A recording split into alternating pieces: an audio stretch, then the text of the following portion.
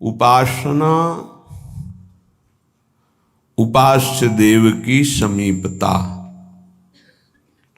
उपासक उपास्य देव में भगवदाकार वृत्ति, तभी वो उपासक। वासना संसार में सत्यत्व भाव करके निरंतर इसी का चिंतन होना संसारी पुरुष का लक्षण है। वो शरीर संबंधी भोग, शरीर संबंधी रिश्ते नाते, इन्हीं के चिंतन और विलास में अपना समय नष्ट करता है। उपासक का लक्षण है एक क्षण भी भगवदाकार वृत्ति से हटकर संसार का चिंतन न होने देना। संसार की तो बात जाने दो, अन्य साधनों में भी रति न होना। अपने आराध्य देव संबंधी उपासना के जो अंग हैं, नाम जप, नाम कीर्तन, वाणी गायन, वाणी श्रवण, श्रीअंग सेवा, समाज की भगवत भाव से सेवा, लीला चिंतन, ये हमारी उपासना का स्वरूप है। इसी से हमें भावदेह की प्राप्ति होती है। जब अभ्यास के द्वारा इन भक्ति के प्रेम लक्षणा, भक्ति का जो विशेष स्वरूप है उज्ज्वल प्रेम रस, तो इसी से प्राप्त होता है। जो उपासक अन्य साधनाओं की तरफ वृत्ति ले जाता है, राई के समचलत ही होत और की ओर। थोड़ा राई बहुत छोटा दाना होता है, अगर थोड़ा भी साधन में मिलावट हो जाए तो उपासना के उपास्य देव के रस में बाधा खड़ी हो जाएगी। ये उपासक बहुत ध्यान से समझ ले। अपनी उपासना जो गुरुदेव के द्वारा प्राप्त हुई है, राई भर भी यदि कोई मिलावट हो गई तो उपासना बाधित हो जाएगी। अब या में मिलौनी मिले न कछु, जब खेलत रास सदा बन में। यदि वृंदावन का आश्रय है, वास है, उपासना है, तो या में मिलौनी मिले न कछु, इसमें मिलौनी नहीं मिलनी चाहिए। अन्य कोई साधन पथ का अनुसरण करना, अपने उपास्य देव से विमुख हो जाना है। बहुत प्रकार का संग सत्संग नहीं होता, इष्टाकार वृत्ति हो जाए उसे सत्संग कहते हैं। तो इष्ट मिले और मन मिले, मिले भजन रस रीति, तहां निशंक है मिलिए तासों की जय प्रीति। यदि इष्ट नहीं मिल रहा और मन का तात्पर्य है, यदि वो चरित्रहीन है, मनमानी आचरण करता है, तो इष्ट गुरु से विमुख है। हमारा मन नहीं मिलना चाहिए, ऐसे जनों से नहीं मिलना चाहिए। यद्यपि परम स्नेही, चाहे वो कितना प्रिय संबंधी, रिश्तेदार, नातेदार, मित्र कोई भी हो, जाके प्रिय न राम वैदेही, तजिए ताहि कोटि बैरिशम, लाखों बार सुना है, पर क्या आचरण में है? हमारे हृदय में ये बात बैठ जानी चाहिए कि जरा सा कुसंग हमारी उपासना के रंग में बाधा पहुंचा देगा।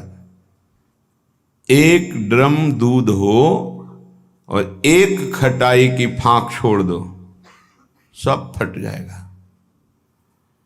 उपासना दुग्ध जैसी निर्मल, पौष्टिक, स्वादिष्ट, पवित्र, स्वरूप बोध कराने वाली। जरा सा कुसंग हो जाए फट जाएगी, उपासना की वृत्ति हट जाएगी, जो भाव का स्वरूप बन रहा था वो फट जाएगा। जैसे एक खटाई की फांक पड़ते ही एक ड्रम दूध पूरा फट जाएगा। ऐसे कपट व्यवहार करने वाले, ऐसे भगवद विमुख आचरण करने वाले कुसंगी जनों को मन कभी नहीं देना चाहिए। अगर हम मन देंगे तो हमारा मन उपासना से हट जाएगा। साधना की बड़ी सूक्ष्म वृत्ति होती है। कभी कभी मन प्रभु में नहीं लगता तो उपासक को उबने की जरूरत नहीं है, धैर्य की जरूरत है उस समय कि उसका मन किसी विषय में विषयाकार ना होने लगे। किसी व्यक्ति के संग की लालसा हो जाए कि अब भजन में मन नहीं लगता, चलो उसके पास बैठते हैं, तो वो गुण दोष से युक्त अंतःकरण वाला गुण दोष का वर्णन करके हमारे हृदय में राग द्वेष की वृत्ति को पुष्ट करेगा। कोई रागात्मक बात करेगा या द्वेषात्मक बात करेगा। इसलिए गाहे न दूजी चाल। अगर हमारा भजन नहीं हो रहा तो हमको शांत गंभीर रहना है। कोई ऐसा कुसंग न हो जाए वृत्ति का, व्यक्ति का, कि ये भजन ना होने की वृत्ति लंबी खिंच जाए। अगर आप गंभीर रहे, धैर्यवान रहे तो भजन चल पड़ेगा। कभी थोड़ा भजन होता है, कभी बहुत भजन में मन लगता है, पर धैर्य नहीं छोड़ना चाहिए। दूसरी बात स्वीकार नहीं करनी चाहिए उपासक को। कोई ऐसा नहीं है जो हमारी वृत्ति को बदल सके। यदि नाम चल रहा है, अगर नाम भी नहीं चल रहा तो हमें धैर्यपूर्वक उस समय, भले सो जाए, एकांत हो जाए, उस समय काट लेना चाहिए। उस समय वृत्ति आई है। और चतुर उपासक तो जबरदस्ती वाणी गायन शुरू कर दिया, सत्संग शुरू कर दिया, जिससे हमारा चिंतन बदल जाए। पर कुसंग नहीं, मन नहीं लग रहा तो चलो अमुक व्यक्ति के पास बैठकर प्रपंच करते हैं, बातचीत करते हैं। वो राग द्वेष की वृत्ति भर देगा। बिल्कुल हटना चाहिए उपासक को। श्रीपाद प्रबोधानंद जी महाराज कह रहे हैं, दुर्वासना सुदृढ़ रज्जु सतैर निबद्ध मां कृष्ण सर्वत इदम स्वबलेन कृष्ण वृंदावने विहरतः सहराधयाते पादारविंद सविधम नयन मानसम में। हे श्री कृष्ण, आपका नाम कृष्ण है। आप आकर्षित करते हैं जीवों को अपनी तरफ। हे नाथ, आपका दास होने पर भी दुर्वासना मम सदा परिकर्षयन्ति। आपके आकर्षण में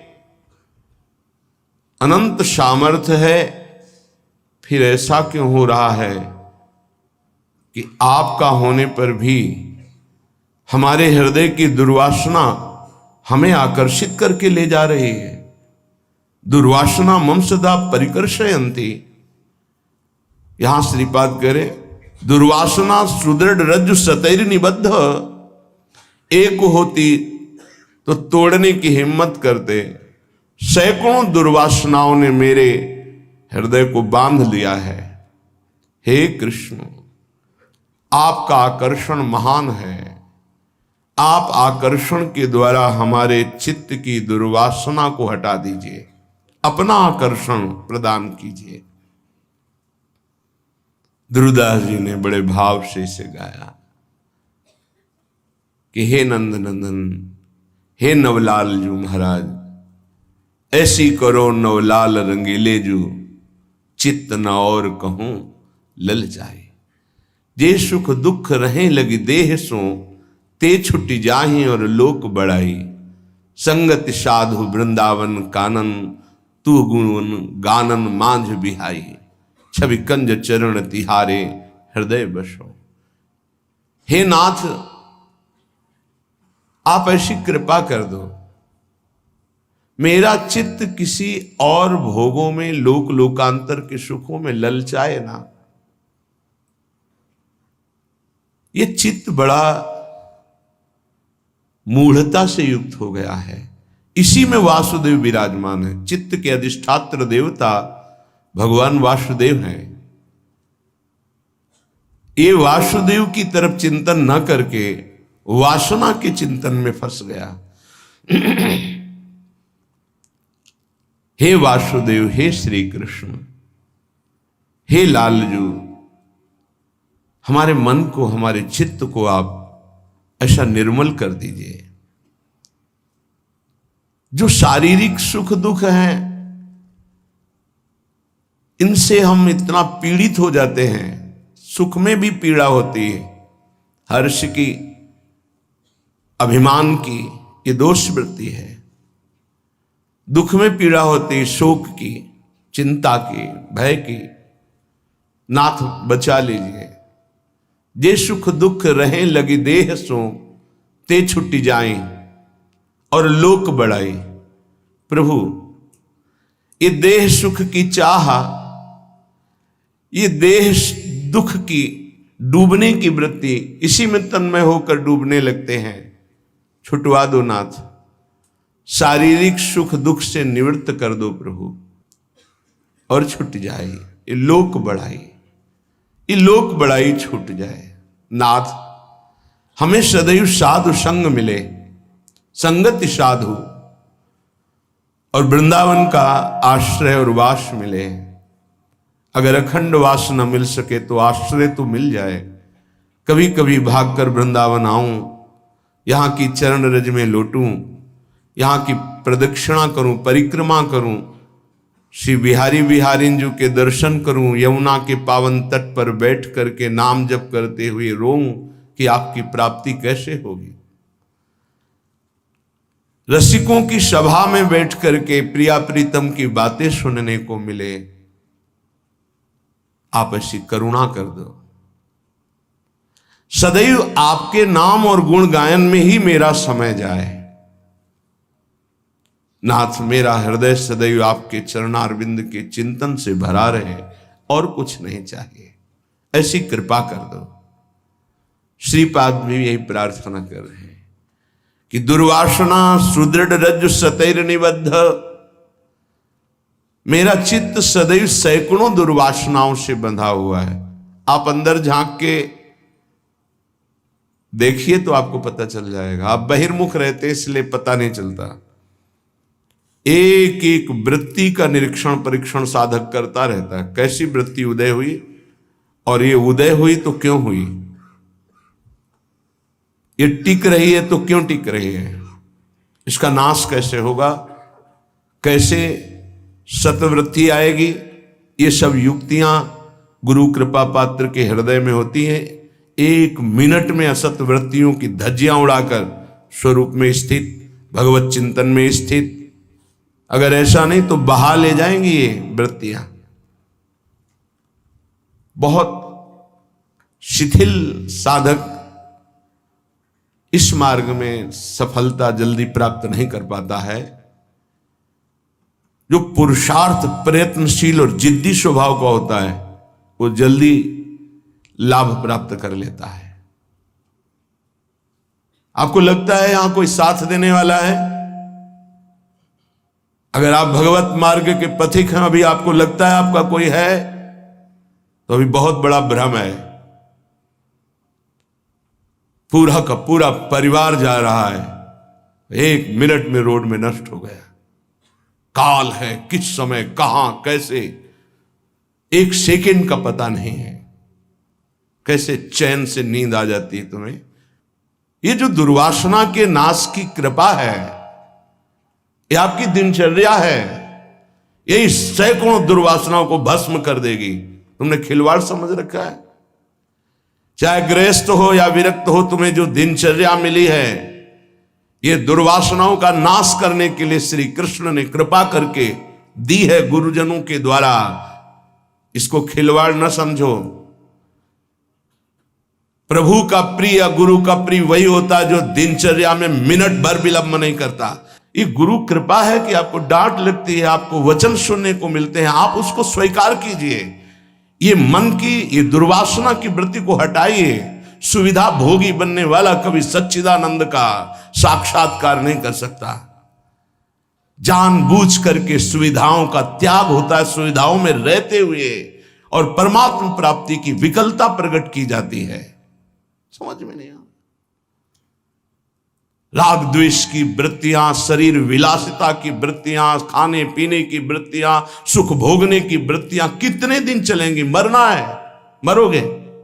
इस शरीर नाशवान, आज नहीं तो कल मरोगे। प्रार्थना मान लीजिए। तपलोक और महारलोक, जनलोक में सब सिद्ध जन निवास कर रहे हैं, जो सृष्टि में प्रकट होते हैं और सृष्टि के बाद लय होते हैं। उनको एक बात का दुख पाया गया, संतों को, कि इस महान मानव देह में आकर के भी तुम भगवत प्राप्ति से वंचित हो। तुम्हें नींद कैसी ऐसी आ जाती है कि तुम्हारा भजन, तुम्हारी दिनचर्या, तुम्हारा साधन पथ रुक रहा है और तुम्हें चैन से सोना आ रहा है। तुम उपासक हो। ये जीवन हमारा प्रभु के लिए, अगर नहीं समझ पा रहे हो तो आखिरी बात समझ लो, कोई समझाने वाला तुम्हें नहीं है, कोई समझाने वाला नहीं। सिर्फ तुम्हें बर्बाद करने वाला मिल सकता है, समझा कर उठाने वाला हरि या हरि का पार्षद मिल सकता है, और नहीं मिल सकता। तुमसे मित्रता करके तुम्हारी वासनाओं को बढ़ाकर तुम्हारे चित्त को विक्षेप में भर देना, ये संसार के हर व्यक्ति, वस्तु, स्थान का प्रभाव है। तुम्हार सेवक असुरारी, दो ही केवल बचा सकते हैं, भगवान और भगवान के भक्त। उनकी हर चेष्टा तुम्हारे चित्त को भगवदाकार बनाने के लिए है। कृष्ण कृपा का सीधा फल है साधु संग। हरिराम व्यास जी, गोस्वामी तुलसीदास जी, बड़े बड़े महापुरुष कहते हैं, कोई फर्क नहीं। कैसे मनुष्य शरीर को तुमने प्राप्त करके नाश करने की ठान ली है कि हम जो मन आएगा सो करेंगे। यहां बैठने मात्र से भगवत प्राप्ति है। क्यों? यहां खास बात, श्रीधाम वृंदावन यमुना का पावन पुलिन, और कोई मिनट ऐसा नहीं जहां यहां भगवत चर्चा ना हो रही हो, भगवत गुणगान ना हो रहा हो, भगवत नाम कीर्तन ना हो रहा हो। नाम कीर्तन चलता है, वाणी कीर्तन चलता है, गुण कीर्तन चलता है। दूसरी बात, हमारी दृष्टि रहती है, हमारी प्रियजू की दृष्टि रहती है कि ये जन विराजमान है। एक दिनचर्या है, एक समय है। माकृष्य शर्वतीदम शुभलेन कृष्ण, हे कृष्ण मेरी इन दुर्वासनाओं को नष्ट कर दो। फिर प्रार्थना करता हूं सब उपासक उपासिकाओं से, गृहस्थ विरक्तों से, यदि आप हमारी श्री जी से जुड़े हैं तो आज्ञा पर ध्यान दीजिए। अगर आज्ञा पर ध्यान नहीं देते तो माया तुम पर ध्यान रख देगी, और उसके ध्यान रखने का मतलब है बैठे बैठे जलोगे, जैसे अंगार पर जला जाता है, ऐसे जलोगे। दुर्वासना तुम्हें जला देगी, तुम्हें पता नहीं है। जब अपनी जीवनी शक्ति प्रभु की तरफ लगती है तो हरि गुरु को शीतलता प्राप्त होती है, वो प्रसन्न होते हैं। जब अपनापन करके तुम्हारी जीवनी शक्ति व्यर्थ नष्ट होती है, तब जलन होती है उस अपनेपन के कारण कि तुम समझ नहीं पा रहे हो। ये आज का अभ्यास तुम्हारे लिए कल काल बन जाएगा। गलत अभ्यास तुम्हारे लिए कल ये प्रमाद बन जाएगा। प्रमाद ही मृत्यु है, शास्त्रों में वर्णन है। जो अप्रमादी है, प्रमाद रहित है, वही भगवत तत्व को, जो भगवत तत्व को प्राप्त कर लेता, वही निर्विकार स्थिति में परमानंद में डूबता है। माना हम लड़खड़ा रहे हैं लेकिन चल रहे हैं अपने रास्ते पे, रास्ता ही नहीं। उपासक को इस बात पर सदैव सावधान रहना पड़ेगा। अगर हम अपनी इच्छाओं का मर्दन नहीं कर सके, अपने गुरु की आज्ञा पर नहीं चल सके, अपने शास्त्र आज्ञा पर नहीं चल सके, तो मुझे लगता है कि आगे चल करके आपका जीवन बड़ा संकटपूर्ण रहेगा। संकटपूर्ण, ये विकार आपको रौंद देंगे। इसीलिए विचलित होते हैं कि आप लोग इतने बलवान बनिए कि आक्रमण कब हो जाए, कहां किस वासना का, आप उससे लड़ना जाने। आपके अंदर युक्तियां होनी चाहिए। आप हमारे भगवत पार्षद हैं, श्री जी के जन हैं, आपके अंदर युक्ति होनी चाहिए। गुरु की प्रगट उपस्थिति में युक्तियों की, कलाओं की आपके अंदर वृत्तियां जानी चाहिए कि कभी किसी विकार का आक्रमण हो तो कैसे बचा जाता है, कैसे हमारे को इस माया पर विजय प्राप्त करना है, कैसे विषम परिस्थितियों में अपने चित्त को डूबने ना पाए बचाया जाए, यह संतों से सीखा जाता है। कैसी पार्थिव दृष्टि है कि शरीर सुख के लिए सोना जागना खाना पीना बस यही हम सुख मानते हैं। नहीं भाई, ये सुख तो बहुत जन्म भोग लिए, इस जन्म में एक नियत समय रखिए, एक अल्पाहार की सीमा रखिए, एक भोजन का समय रखिए, एक अपनी दिनचर्या का समय होना चाहिए। ये नहीं आज मनाया 2 बजे पा लिया, फिर मनाया 5 बजे पा लिया, मनाया 3 बजे से 8 बजे रात्रि तक सो रहे, 8 बजे से 4 बजे तक जग रहे। ऐसी दिनचर्या नहीं होती, कभी ऐसी नहीं। दिन बाई चांस कभी कोई सेवा में समय लग गया हो, बात अलग है, ऐसी दिनचर्या नहीं होती। पक्का मानिए, आपका हित इसी में है कि जो दिनचर्या दी जाए उसका पालन कीजिए। हमारा सत्संग तभी लाभ देगा आपको, हमारा एकांतिक वचन तभी लाभ देगा आपको जब हमारी आप आज्ञा पर चलेंगे। जैसी दिनचर्या बना दी है, ये दिनचर्या जानते हो, बड़े बड़े सिद्ध महापुरुष इसी से हुए, दिनचर्या से।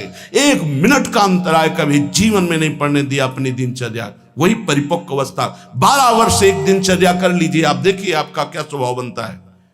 यहां 20-20 वर्ष 25-25 वर्ष व्यतीत हो जा रहे हैं, कोई दिव्यता नहीं आ रही। कारण क्या है? खो रहे हैं, जीवन को खो रहे हैं। बिल्कुल, कई बार हम चिल्ला चिल्ला कर कहते हैं कि आप समझिए, ये जो दिनचर्या है ये भगवान का स्वरूप है। जो गुरु प्रदत्त दिनचर्या है वही तुम्हें ब्रह्मबोध कराएगी, वही भगवत प्रेम कराएगी। नहीं, ये वासना बहुत बलवान है, पता नहीं चलता कि हम निर्वासनिक हो गए कि वासना युक्त है। एक योगी जी आए थे महान, वो अभी गए हैं तप के लिए, वो जहां बर्फ के भगवान का स्वरूप, हाँ अमरनाथ शायद ऐसे हो गए। वो बोल रहे थे कि क्या है कि इतनी साधना पर भी वासना, क्या ये प्रारब्ध है? प्रारब्ध से वासना भोग उपस्थित कर सकती, क्रिया नहीं।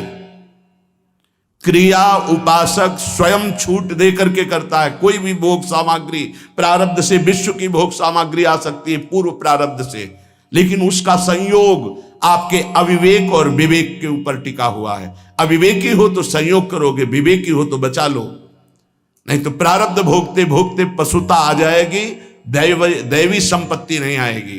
प्रारब्ध का आना हो सकता है, लेकिन प्रारब्ध हमको उस भोग में लिप्त कर दे, ये अज्ञान हो सकता है।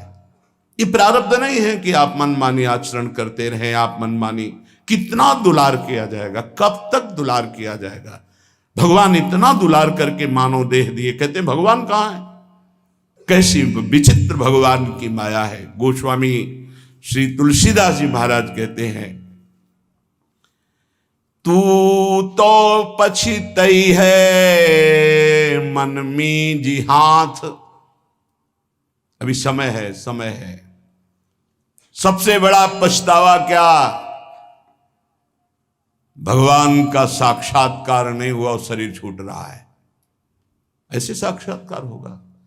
केवल भगवदाकार वृत्ति से भगवत साक्षात्कार होता है, उसी के लिए सारा प्रयास है। सबसे बड़ा डर क्या? प्रभु का नाम न छूट जाए, सबसे बड़ा डर। जिसने इस बात को समझ लिया वो जीत गया। सबसे बड़ा पछतावा क्या? बिना प्रभु से मिले जा रहे हैं, यहां से मृत्यु लेख से बिना भगवत साक्षात्कार किए जा रहे, बड़ा पछतावा। सबसे बड़ी भयंकर डरावनी बात है कि प्रभु को भूल गए। का हनुमंत विपत्ति प्रभु सोई। ये 2 बातें कभी जीवन में चिंतन किया इनका? 1 सेकंड के लिए भगवत विस्मरण भी बर्दाश्त नहीं। सबसे बड़ी हानि, सबसे बड़ी विपत्ति, सबसे बड़ा भय भगवत विस्मरण हो जाना। और बड़ा पछतावा कि जा रहे हैं लेकिन प्रभु से आंख नहीं मिला पाए, जीवन व्यर्थ चला गया। सबसे बड़ा मन पछितई है अवसर बीते। दुर्लभ देह पाए हरिपद भज, करम बचन अरु जीते। ए सुत बनितादि जान स्वार्थ रत ना करुणे सभी ते, अंत ही तो ही तजेंगे पामर तू न तजय बही ते। जानते भी नहीं हो कि पुत्र कौन बना है, पुत्री कौन बना है, पत्नी कौन बना है, पति कौन बना है। ये बस 40 50 60 वर्ष का संयोग, इसके बाद कितना है 40 50 60 वर्ष। ब्रह्मलोक में एक सुई लेकर कमल के दल को छेद दो, यहां 1 वर्ष हो गया। अगर 60 बार वहां से छेद दिया तो पूरा जीवन चला गया। कितना समय है। ऐसे ब्रह्मा भी जिससे भयभीत रहते हो काल चक्र भगवान का है। ऐसे भगवान की प्राप्ति नहीं की तो भटकते रहोगे अनंत योनियों में। तो तू पछितई है मन मींजी हाथ, ये प्रक्रिया होती है, पूरा जीवन व्यर्थ चला गया। भयो है सुगम तो को अमर अगम तन, समुझी धोकत खोवत अकाथ। तो तू पछितई है मन मींजी हाथ, सुख साधन हरि विमुख वृथा, जैसे श्रम फल घृत हित मथे पाथ। यह विचारी तजी कुपथ कुसंगति, चलि सुपंथ मिली भले साथ। तो तू पछितई है मन मींजी हाथ। ऐ मन, तू पछताएगा बाद में, हाथ मसलेगा, तेरे कुछ कब्जे में नहीं आएगा, हाथ में नहीं आएगा। तुझे देवताओं को लिए भी दुर्लभ मानव देह मिली। भयो है सुगम तो को अमर अगम तन, अमर कहते देवताओं को, देवताओं से भी श्रेष्ठ तेरे को मानव देह मिली। समुझ धोकत खोवत अकाथ, और ये मानव देह मिली थी भगवत प्राप्ति के लिए। क्या समझ करके तूने भगवत विमुख जीवन व्यतीत करने का निश्चय कर लिया? क्या तुझे मिलेगा? कौन सा कार्य तेरा बन जाएगा? रोज आयु क्षीण हो रही है, लोग जन्मदिन मना रहे हैं, आज बर्थडे, तुम्हें पता नहीं 365 दिन मिट्टी में मिल गए। अगली श्वास है कि नहीं है कोई भरोसा नहीं। न नाम कीर्तन, न भजन, न भगवत चिंतन, और 1 वर्ष व्यतीत हो गए, न भगवत साक्षात्कार हुआ। तो हमें तो लगता है 1 वर्ष व्यतीत होने के बाद भगवान नाम कीर्तन करके, भगवत प्रार्थना करके रोना चाहिए कि नाथ 1 वर्ष गए, अगला वर्ष हमारा आपके दर्शन योग्य हो जाए, आपके चिंतन योग्य हो जाए। तू तनिक भी चिंता नहीं कर रहा, व्यर्थ क्यों अपने जीवन को बर्बाद कर रहा है? जहां नाम जप नहीं है, भगवत समर्पण कर्म नहीं है, आज्ञा का पालन नहीं है, तो खिलवाड़ आप अपने जीवन से स्वयं कर रहे हैं। सुख साधन ये बहुत बड़ा साप है।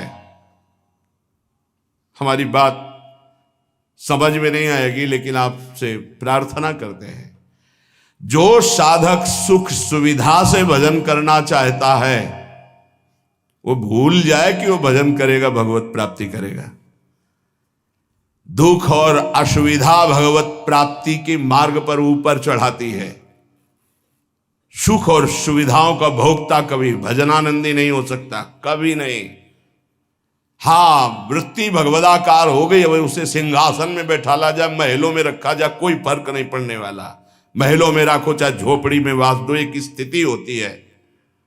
अगर भगवदाकार वृत्ति करनी है तो एक सीमा में अपने जीवन को बांध ले। इतना आहार, ऐसे शयन, ऐसे अपने जीवन को बांध। विश्व में किसी भोगों की कमी नहीं है। जब तक भगवदाकार वृत्ति न हो तब तक सुख सुविधाओं को नहीं। घूम शयन वलकल वसन, जैसे शास्त्रों में वर्णन आता, तो चलो वलकल वसन की जगह कौपीनवंता खलु भाग्यवंता, मार्किन की कौपीन, मार्किन नीचे वसंग ढकने के लिए, आहार के लिए अल्पाहार, रात दिन भजन, भूमि शयन, जमीन में आसन लगा, चटाई बिछी।